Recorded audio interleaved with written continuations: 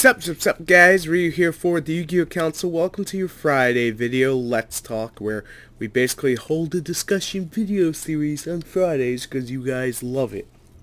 And you guys made it a thing, so thank you, as I say every week. This week we're going to be recording with Fraps pretty much, so hopefully things work out okay.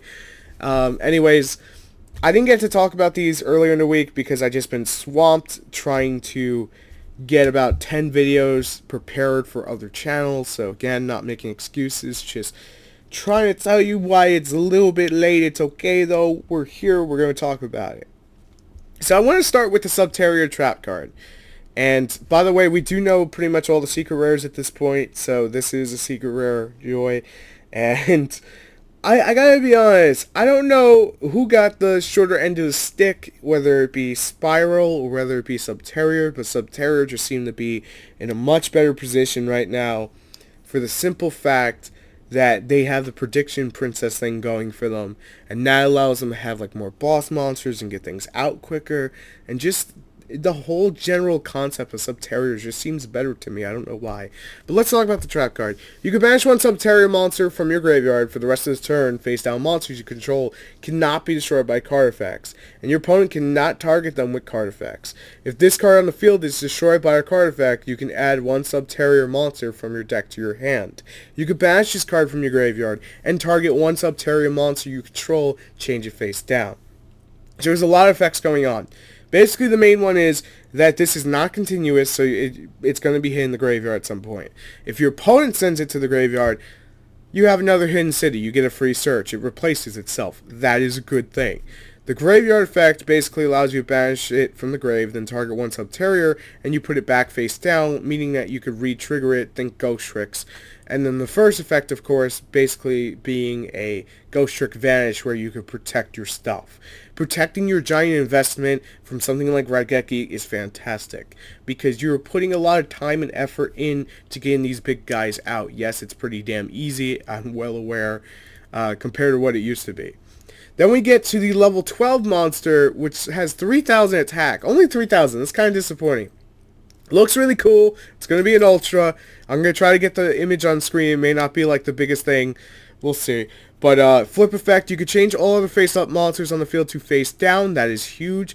And you can also use the effect of Subterror Ultra manifests once per... When a face-up monster you control is flipped face down, if you control no face-up monsters, you can special this card from your hand in defense position. Once per turn, you can change this card to face-down defense position. So I got 1800 defense. That's not that great. Again, one of the little problems that can easily be fixed. Now, here's the greatest thing about it. It flips everything face down on its flip effect. The whole deck is focused on flipping, and that's pretty much the premises. So either you're going to force out an effect feller, or everything's going face down. When everything goes face down, it's easier for you to jump over a lot of shit than just go to main phase 2. These guys are like a bigger version of Ghost Tricks, and unlike Spirals, they don't really feel underwhelming. They just feel right at home. Like, the support is not, oh my god, it's so broken, it's going to be the next meta deck. We don't really need another next meta deck at the moment. I just think that's what Konami's kind of realizing. It took me a little time to realize. But the thing, again, I'll say it again. Subterrors were not getting overhyped by Konami themselves like it was with Spirals. Spirals, they came out and like, oh my god, look at this deck, look how fantastic it is. And I'm just like, it's underwhelming. That's the problem right now. I'm not calling it bad. And for everyone like overreacting immediately to me talking about it that way, I'm not. I'm just saying it's not up to snuff to what Konami was holding it out to be. You know, they're hyping this whole thing in YouTube videos. They're hyping it in articles. And you see it and you're like, well, that's kind of a disappointment. It's not like the Nintendo Switch where you're super hyped up about it because it looks really good. You know what I mean? Just had to get that in there before Nintendo hits me. And then we get to the third card, which is Subterror Behemoth, I'm just going to stop trying to say its name. It's level 5, it's a Sea Serpent, it's 1400 attack and 2600 defense. These are all TCG exclusives, mind you. Its flipped effect is you can target set cards on the field equal to the number of Subterror Behemoth monsters you control and destroy them. This is the deck's theme version of MST, or Twin Twister. You don't have to just play Twin Twister. Hollow Harpy's Feather Duster. The more you have, the more you get to destroy. The only disappointment part for me is that it has to be set cards. But keep in mind, the last behemoth we talked about is basically focused on putting everything face down. And if it's focused on putting everything face down, then it's easy enough to just destroy everything without second guessing it or thinking about it too much, because everything will be face down. You flip this guy up and you destroy it all. It's great. It's a good combo instead of just attacking. When a face-up monster you control is flipped face down, you control no face-up monsters. You can special this card from your hand in defense position. Once per turn, you can target one card. You can target this card and put it face down. That pretty much goes without saying, that last line of text. The artwork looks pretty cool on it. It looks to be a super rare at most.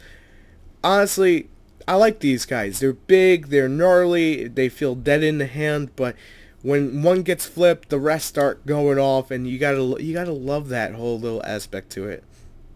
And they're not like beyond hyped when it comes to Konami. The only thing is, I haven't really sat down and played with the deck as much as most people have. Squeezing in a tuner like Glow Up Bulb would just be fantastic, because all the different levels they have. Like this guy's got level 5. I know there's a level 3 and a level 4. You can hit different levels and make your extra deck crazy. Where you could just go rank 5s with this guy. That'd be pretty cool too. I want to talk about the last card, which is a secret rare, and I think probably the best one that they got for this go around of support. Subterror Nemesis Archer. At the start of damage step, if this card attacks an opponent's face down monster and you control another Subterror monster, you can shuffle that opponent's monster into the deck. She's got 1600 attack and 1400 defense. She's also level 3 and also Earth. Keep that in mind. But at the start of damage step, it attacks a face down monster, which obviously the 2 cards ago, that puts everything face down. This makes it much, much easier. But this is where things get a little bit kind of crazy after that. So if this card on the field is destroyed by battle or card effect and sent to the graveyard, you get to special summon one Subterror monster from your deck in face up or face down defense position. You can only use the effect of Subterror Nemesis Archer once per turn. She's pretty much your Emmer's Blade. If you remember Emmer's Blade from, what was it? X-Sabers? I was going to say Dark Souls. From X-Sabers, when your Emmer's Blade gets destroyed, you get a free float, right? This is a better version of that for the time frame that we're in currently. And this is actually extremely good for the deck, because now you have another lower level monster that you could easily just go, okay, play Hidden City, search her out, set her down face down, let her get destroyed, get to Big One, and then from Big One that destroys stuff or sets up your deck, you can burn out the rest. It's beautiful. It's good. It gives the deck a solid consistency besides just focusing heavily on Prediction Princess. The Prediction Princess is a nice addition to the deck just from, the looking glass. It really is. But at the end of the day, you still want, say I want to do everything pure. Just saying. What if I want to? The option's there. And it's actually going to be consistent to some degree. It'll work. Good job, Konami. Good job. You had 2 jobs. You did good on 1. I just had to say it that way. Honestly, I think Subterror are not going to be meta, but they definitely have solid potential for the future, because they're going to have at least 2 more sets with probably just as good an amount of support. And I have heard from you guys that you said that you believe they should have gotten more spell cards. I think they should have gotten more little monsters as well. And I can agree with the spell card things too. I really do think they should have gotten some kind of spell card that's going to just allow them to special one from the hand that is big, something that's not super overpowered. I wanted to say from deck, but then it gets kind of sketchy, and you could probably just go, oh shit, it's like E-Teleport, and that's just too big, you know what I mean? You need something a little bit more balanced, so that's what I'm saying. From hand seems a little bit more balanced in my opinion. And again, the Hidden City and the Subterror Behemoth Burrowing card, they both search out, one on destruction, one when you play it, so that's good. They have 2 rotas now, that's also good. The deck is earth focused, that's also good. they could use a tuner, in my opinion, just because of different levels they have. It would be interesting to see what they would do with it. But again, not necessary, just my opinion. I can agree they do need more spell and trap support. That is a thing to help them get to the point of protecting them, to help get to the point of putting them on the board easier. But this is a step in the right direction. This is absolutely a step in the right direction. And I'm going to say it one more time. I'm not saying the spiral stuff was in the wrong direction. It's just they need more power cards. It's like Subterror has all the power cards. They got all these big boss monsters. And Spiral has all the little guys and all the massive recycling power. So it's kind of, they just need to kind of pull the two elements that both decks are having together and just, alright, what one is missing, give it to the other. And what the other is missing, give it to the other. Like, Spirals have tons of great spell cards and whatnot. And Subterror have amazing monsters right now for their archetype. That's what needs to happen. They just need to switch it around a little bit. That's just my opinion.